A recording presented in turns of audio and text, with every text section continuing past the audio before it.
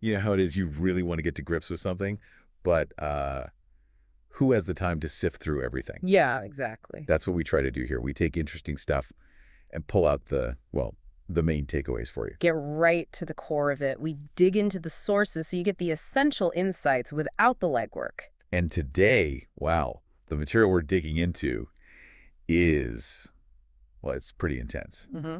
We're doing a deep dive into the beginning of Stephen King's Misery. Now, just a heads up, if you're new to this one, Yeah. it's powerful. Definitely not light reading. No, not at all. We're focusing on Paul Sheldon, the writer, right after this awful car crash. He's incredibly vulnerable, and then he meets Annie Wilkes, his carer. And the sources we've got are straight from the novel, excerpts, so you really feel like you're right there with Paul, experiencing it as it happens. It's immediate. Right. So the mission for this dive, stick with us, is to unpack those first really crucial moments. Paul waking up confused, meeting Annie, those initial interactions, and just that feeling, that heavy sense of dread King builds right from page 1. Okay, let's get into it. Yeah, so the book just throws you and Paul into this like fog of confusion. He's sort of coming back to awareness bit by bit, pain, weird sounds. What really grabbed you about how he first experiences things? That line about the pain, east of the sun and south of his ears. It's so bizarre, isn't it? It really is. It just nails that feeling of being totally out of it, completely displaced.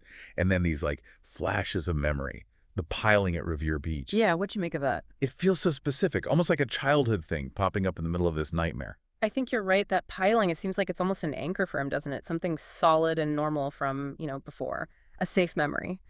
It contrasts so sharply with the horror he's slowly waking up to. And, well, then there's Annie forcing him to breathe, that resuscitation scene. Ugh, yeah. That's just, it feels suffocating even reading it. That smell she described. Oh, that smell. This completely weird mix. Vanilla cookies, chocolate gravy, peanut butter fudge, all at once. It's stomach churning. Combined with her literally forcing air into him. It feels so invasive, so violating. Totally. It's like this sensory attack, and it really hammers home how much his boundaries are just gone. And her yelling, "Breathe, goddammit, breathe, Paul!" Yeah. Right away, you get that she's forceful, controlling, even half-conscious. He knows something is wrong. That stink tells him. And that brief thought about his mom.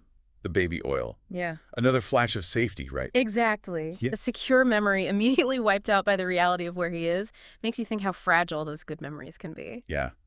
And then we meet Annie Wilkes properly. Paul's reaction, it's not just dislike, is it? It's like instant primal fear. Oh, yeah. Those comparisons. King makes the stone idols from Rider Haggard novels.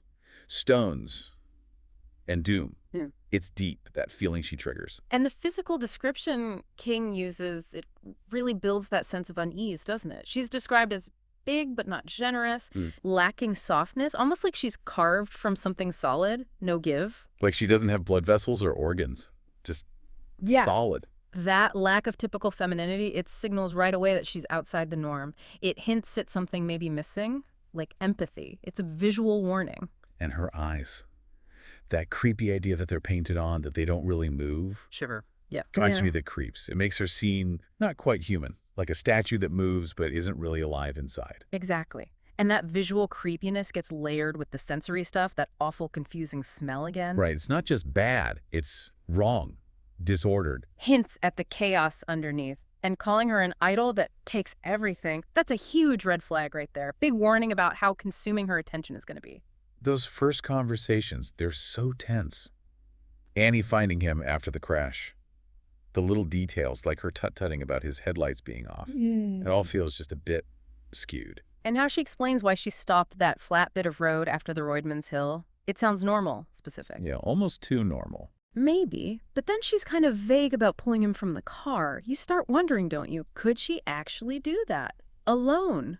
In a blizzard, a woman her size. Good point. And then the IV drip. Okay, wait a second. This is just some lady who found him and she's setting up intravenous fluids. Not exactly standard procedure for finding a wreck. No kidding. That's when Paul has that thought, right? I am in trouble here. This woman is not right. That's the moment, isn't it? That's the switch. The shock wears off a little and this much deeper fear starts creeping in. He gets it. And then she lays it on him. You owe me your life, Paul. I hope you'll remember that. Chilling. So possessive. Sets up the power dynamic immediately, but it's all twisted. Yeah. Rescue her to something else. Fast. So one big takeaway right there is how quickly she shifts from seeming helper to, well, captor, really. And that possessiveness just explodes when she reads his manuscript. Fast cars. Oh, yeah. Her reaction to the swearing. Demanding nobility. It's so out of touch, but it tells you so much about her. And that weird story she makes up about the feed store to justify why she hates swearing. Right. It's clumsy, bizarre. It just shows how warped her view is, how she tries to force her own weird rules onto everything, especially Paul's writing. And then using the pain medication, the capsules, as a weapon. Classic manipulation. Holding them back, making him basically beg her to read his manuscript just to get relief. That's brutal. His physical need is now tied completely to her whims about his art. You feel his desperation there, and the humiliation, the anger he feels when she's reading his raw, unedited work, the only copy. Oh, God, yeah. It highlights how vulnerable writers are, you know? That work is part of him, and she's just trampling all over it. He realizes his pride, his whole identity as a writer. It means nothing compared to the pain in her control. Makes you think, how much is our work part of us? Yeah, and how awful it would be to have someone treat it like that. Carelessly, cruelly. It's crushing when he realizes she could actually destroy that part of him, and then naming the pig Misery. So weirdly on the nose. Almost funny if it wasn't so creepy. Ties her obsession right back to his fiction. And her pig impression. Wink, wink, wink, wink, wink, wicka. Just unsettling. Yeah. Blurs the lines again, right? Mm-hmm. Between his book and her bizarre reality. And Paul starts putting things together. He's sure she was a nurse. Right. But something went wrong. Something's not snowed right in her gear, as he puts it. He's trying to find a rational explanation for her completely irrational behavior. We do that, don't we? Trying to make sense of the crazy. Totally. And he starts analyzing her actions, dragging him there instead of a hospital, the IVs, the drugs. He's piecing together the why. Why him? Why keep him alive? And he lands on the horrible truth. She didn't save him just 'cause. She saved him because he's Paul Sheldon. Her #1 fan. That's the moment the penny drops. For him and for us. The real nature of this captivity sinks in. It's terrifying. And King uses that image of the caged bird at the zoo. It's such a perfect metaphor for how Paul feels. Trapped, cut off, helpless. Hits you right where you live, that feeling. And then Annie suddenly flips out, remembering being up on the stand in Denver. Whoa, yeah, that comes out of nowhere. That fragmented memory, it's like a keyhole glimpse into her past, isn't it? She's agitated, almost screaming. The details are so vivid but broken. The purple-black dress, that awful hat, the bald judge with the birthmark, it just screams bad history. Something big and ugly happened there. And Paul's trying desperately to figure out why. Why was she on the stand? And we're right there with him trying to guess. King's just dangling these little clues, hinting at something much darker under the surface. Then bam, that sudden moog swing the rage over spilled soup. Followed instantly by that super sweet, creepy, motherly tone. And her mom's motto, once nasty, never neat. What does that even mean? It's bizarre, and the way she just ignores Paul's pain when she's cleaning up. Chilling, isn't it? His agony just doesn't register. It's all about her need for tidiness, control, zero empathy. Yeah, but Paul, inside his head, he curses her out. Yeah, even if you can't say it. That little spark of defiance, it shows he's not totally beaten down yet. It's like the anger actually helps him think a bit straighter, gives him a tiny bit of courage. That internal fight back, yeah, it feels important. And he has that thought, maybe Annie isn't actually dumb, even though she's clearly nuts. Right. But she slipped up, thinking he wouldn't have a copy of Fast Cars. Which he doesn't, but she doesn't know that for sure. It's like a tiny crack of hope, right? That maybe she's not infallible, but it vanishes pretty quick. Yeah, the reality is still grim. And that constant background fear, what happens when they find the car. Always hanging over him. But then he remembers the snowplow burying it. A small, false comfort, maybe, buys him some mental space. And those little details he notices, like the cracks in the ceiling looking like ooze. His writer brain's still working, finding patterns even there. Yeah.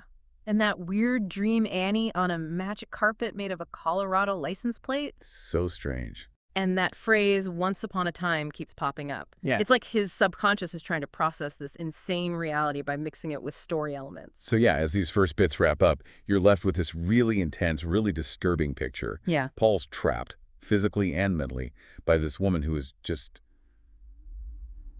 Dangerously unpredictable. Definitely. And we've had those key moments, those little aha flashes, the hints about Denver, her control freaking getting worse, the depth of her obsession with him and with Misery herself. So you, listening in, you should have a pretty solid handle now on the basic setup of Misery.